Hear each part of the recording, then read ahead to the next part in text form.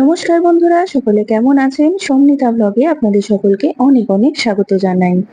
আজকে আবারও একটা নতুন ব্লগ নিয়ে হাজির হয়েছি। আর আজকের ব্লগটা ছিল আমাদের তারাপীঠ থেকে বাড়ি ফেরার সময়। কিন্তু তারাপীঠ থেকে ফেরার সময় আমরা চলে গেছিলাম আরো এক বিখ্যাত তীর্থস্থানে, তা হচ্ছে বক্রেশ্বরের উষ্ণপ্রসবনে। আর বক্রেশ্বরও কিন্তু সতীপীঠের একটি পীঠের মধ্যে নাকি পড়ে। তো বক্রেশ্বরে সতীপীঠে মায়ের ভ্রুর মাঝখানের যে অংশটি, সেই অংশটি নাকি পড়েছিল।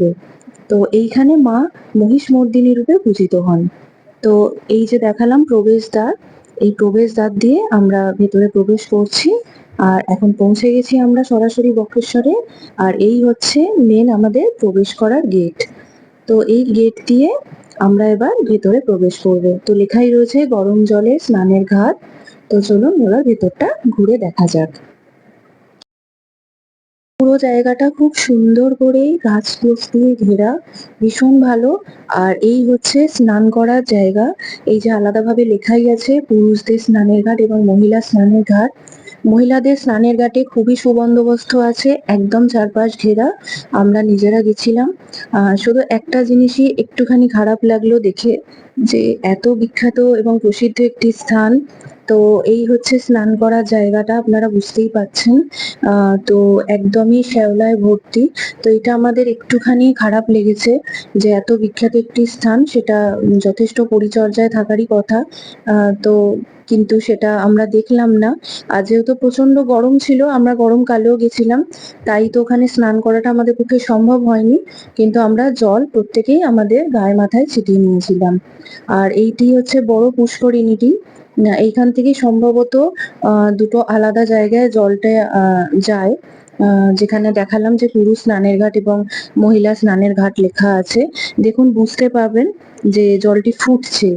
আর তারপরেই যখন আমি প্রথমেই দেখালাম, তো তার পাশ দিয়ে মন্দিরে প্রবেশ করার জায়গা আছে, এবং মন্দিরে প্রবেশ করার গেটটি দিয়ে ঢোকার পরেই এরকম ছোট ছোট এরকম মন্দির করা আছে ভিতরে।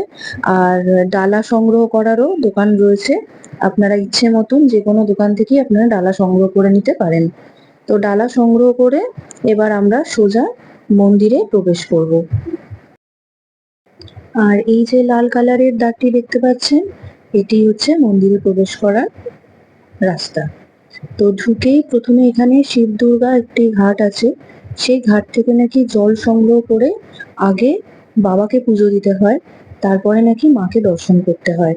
তো যেরকম আছে নিয়ম, আমরাও তাই করেছিলাম।